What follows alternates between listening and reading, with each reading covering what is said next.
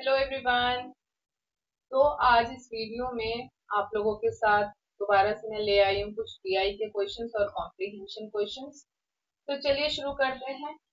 ये है हमारे सामने एक कॉम्प्रिहेंशन जो आप सब लोगों को नजर आ रहा होगा स्क्रीन पे। तो जी हाँ, अब चलिए हमें किन सब चीजों का ध्यान रखना होता है ताकि हमारे जो ये कॉम्प्रिहेंशन के क्वेश्चंस हैं वो जो है हमसे सही बने और कम टाइम में बने। ठीक है ना, क्योंकि हमारे पास टाइम सबसे बड़ा वहां पे फैक्टर रहता है, हमें टाइम सेव करना है और एक्यूरेसी को मेंटेन करना है। तो चलिए देखते हैं। ये आप सबके सामने एक जो कॉम्प्रिहेंशन आ रहा है, हिंदी में है लिखा हुआ। आपको समझ में आ रहा होगा कि खाद्य की बर्बादी के ऊपर है, फूड वेस्टेज के ऊपर ये एक पूरा कॉम्प्रिहेंशन है। अब हमें इसको करना कैसे है। तो देखिए बहुत सारी चीजें हैं इसमें। आप देख सकते हैं कितने सारे इसमें जो है बेसिकली खाद्य बर्बादी को लेके बताया गया है। आधुनिक प्रौद्योगिकी की सहायता से कैसे हम उसे सेव कर सकते हैं उसके बारे में बताया गया है। और भारत का जो है ना, जो ये हंगर इंडेक्स है इसकी बात की गई है। यहाँ पे देख सकते हैं कि 107 में से हमारा देश 94 स्थान पर है। तो देख सकते हैं कितने कितने पिछले पायदान पर। जो जो इम्पोर्टेंट चीजें हैं उसे आप फटाफट से ऐसे अपने पास जो भी आपको की टर्म्स नजर आ रहे हैं, इम्पोर्टेंट चीजें, डाटा, जो भी आपको कुछ बहुत इंपॉर्टेंट चीजें नजर आ रही है उसे हाईलाइट करते हुए सबसे पहले पहुंच जाइए क्वेश्चंस के पास। देखिए जो डाटा है ये भी पूछा जाता है, 50 केजी जो है ना, कितना सारा घरेलू खाद्य बर्बादी से रिलेटेड है। तो हम सबसे पहले पहुंचते हैं क्वेश्चंस पे। क्वेश्चन से हम लेंगे कि हमें इस पूरे कॉम्प्रिहेंशन में किस चीज पर फोकस करना है, किस चीज पे ज्यादा डिटेल से हमें पढ़ना है, क्योंकि हमें फाइनली एग्जाम में जो है सही आंसर करके आना है। तो देखिए ये वाला क्वेश्चन 46 नंबर पे है। What are the measures suggested to reduce, खाद्य बर्बादी को कम करने के लिए क्या क्या उपाय सुझाए गए हैं। देखिए इसमें इन्होंने किसकी बात करी, उपाय। देखिए हम दोबारा से जाएंगे कॉम्प्रिहेंशन पैसेज पे। तो आप देख सकते हैं ये सारी चीजें हैं। अब ये हमारे जो है ना मल्टीपल टाइप ऑफ ऑप्शंस वाले क्वेश्चंस हैं। देख सकते हैं आप ए बी, है ना, बी सी। तो इसमें दिख रहा है आपको कि दो दो पॉइंट इसमें हमें चूज करने हैं। तो चलिए देखते हैं कि हमें इस क्वेश्चन को कैसे सॉल्व करना है। देखिए फटाफट से चले हम सबसे ऊपर कौन कौन से तरीके बताए गए हैं तो आप देख सकते हैं। यहाँ पर हम दोबारा से आ चुके हैं। तो अब आप देख सकते हैं इन्होंने क्या क्या बता रखा है।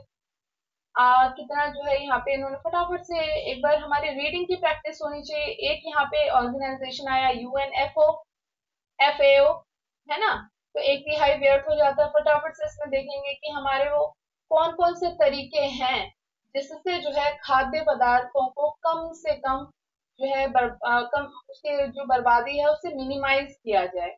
तो देखिए देख सकते हैं फटाफट से यूएनएफएओ यही आगे चल के बता रहा है कि कौन कौन से भंडारण पद्धतियां होनी चाहिए, परिवहन एवं अवसंरचना, कोल्ड चेन प्रणाली, प्रसंस्करण तकनीकी में सुधार। ये सारे जो तरीके हैं ये आपको दिख रहा होगा कि खाद्य पदार्थों को बर्बाद होने से या उनकी बर्बादी को कम करने के ये सारे क्या है तरीके हैं। आधुनिक प्रौद्योगिक, पैकेजिंग की विधियां, ये सब भी आवश्यकता है। तो आप सब लोगों को ना थोड़ा सा अलर्ट होके, अटेंटिव होके कीवर्ड्स को इसमें हाईलाइट करना है, पकड़ना है।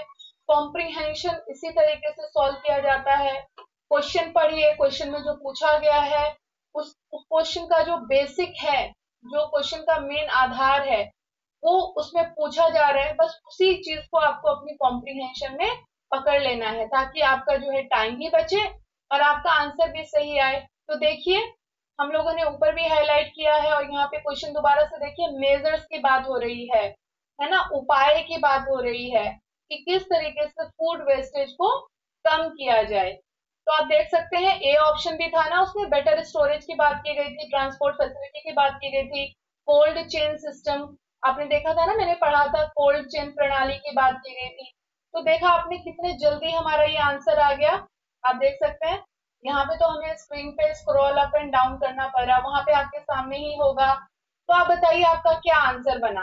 तो हम देख सकते हैं कहीं पे भी इन्होंने, देखिए जिन चीजों की इन्होंने बात नहीं करी है उसे हमें बिल्कुल भी उसमें नहीं। देखिए तो आप देखिए ए हमारा ठीक है, बी हमारा ठीक है, तो ऐसा हमारा कौन सा कॉम्बिनेशन है? तो जी हाँ, हमारा ऑप्शन ए, क्योंकि इसमें ए भी इंक्लूड हो रहा है और बी भी इंक्लूड हो रहा है। तो देखा आपने इस कॉम्प्रिहेंशन को हमने कैसे सॉल्व किया, कितनी जल्दी सॉल्व किया। और जब आप खुद एक स्टूडेंट के तौर पे इसे सॉल्व करेंगे तो आपको लेस देन अ मिनट लगेगा।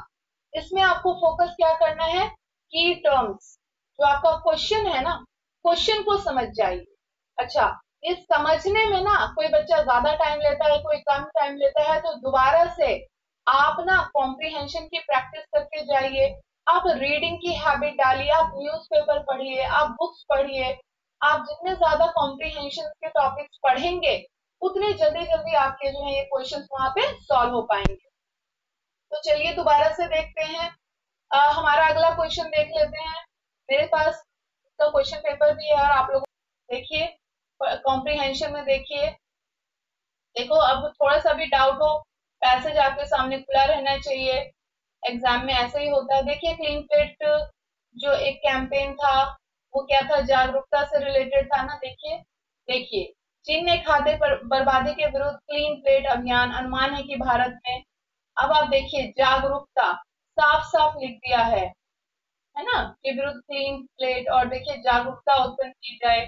इसी से रिलेटेड ये हमारा जो है अगला लाइन शुरू हो रहा है, चीन में किस तरीके से क्लीन प्लेट अभियान शुरू किया गया।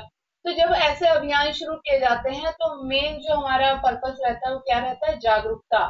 लोगों में ये चीज को अवेयरनेस फैलाई जाए कि कितना फूड को एक एक जो फूड है उसे कितने सही से यूज किया जाए, और एक भी कतरा, एक भी उसका जो है वेस्ट ना किया जाए। तो बिल्कुल 49 क्वेश्चन पे दोबारा आ गए हैं। तो देखिए, क्या बात करते हैं ये? पब्लिक अवेयरनेस की। तो हमारा सही आंसर क्या हो जाएगा? बी। चलिए अब अगले क्वेश्चन पे चलते हैं। देखिए, stoppage of food wastage is needed. अब बताइए, आपको तो ये दिख रहा होगा कि जो फूड वेस्टेज है, अगर हम इसे स्टॉप करें, खाद्य बर्बादी को रोकना किसके हित में है? तो देखिए, आप बिल्कुल बता सकते हैं, खाद्य बर्बादी को रोकना सबसे ज्यादा हमने किसकी बात करी थी? कि जो फूड है वो सब तक अवेलेबल हो। हमने बात करी थी ना कि फूड अगर बर्बाद होता है तो कई सारे लोग वंचित रह जाते हैं। तो यानी अगर फूड वेस्टेज को स्टॉप किया गया तो यानी सभी लोगों तक ये जो है फूड पहुंचाया जा सकता है, अवेलेबल किया जा सकता है, उपलब्ध कराया जा सकता है। तो ये आंसर होना चाहिए आपका डी, क्योंकि फूड वेस्टेज को रोकने का जो सबसे बड़ा, सबसे बिग एम है वो क्या है? फूड को सब तक पहुंचाना, फूड को सब तक अवेलेबल कराना। और इसी के बारे में, इसी के ऊपर पूरा का पूरा हमारा कॉम्प्रिहेंशन बेस्ड है।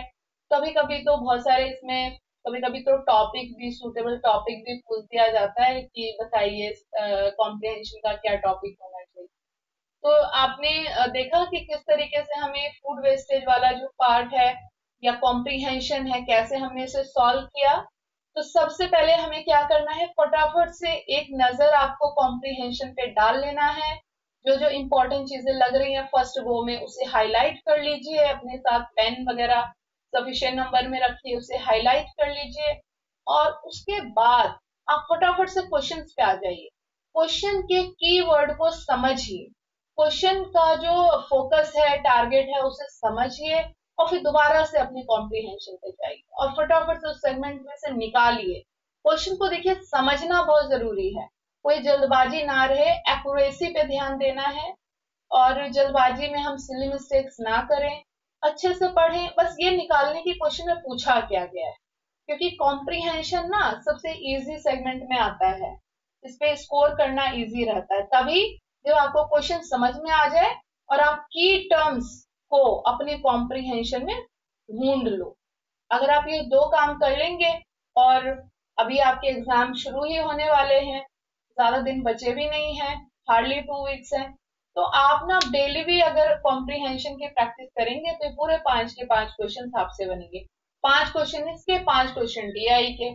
10 क्वेश्चन अगर आपने एग्जाम में अपने पक्के कर लिए ना, तो बाकी जो आते हैं रिसर्च के ऊपर बेस्ड होते हैं, टाइप्स ऑफ रिसर्च के ऊपर बेस्ड होते हैं, वो सारे क्वेश्चन जो है ना आप कर लोगे और आपके आराम से 45 के ऊपर क्वेश्चन सही हो जाएंगे। ये मेरा ऐसा मानना है। बस बाकी आप लोग अपना प्रैक्टिस जारी रखिए। फिर मिलते हैं नेक्स्ट वीडियो में नेक्स्ट कॉम्प्रिहेंशन के साथ, नेक्स्ट वीडियो में डीआई के साथ और कुछ इंपॉर्टेंट टॉपिक्स के साथ। तब तक आप लोग बने रहिए, पढ़ते रहिए और अपने डाउट्स जो है हमसे पूछते रहिए।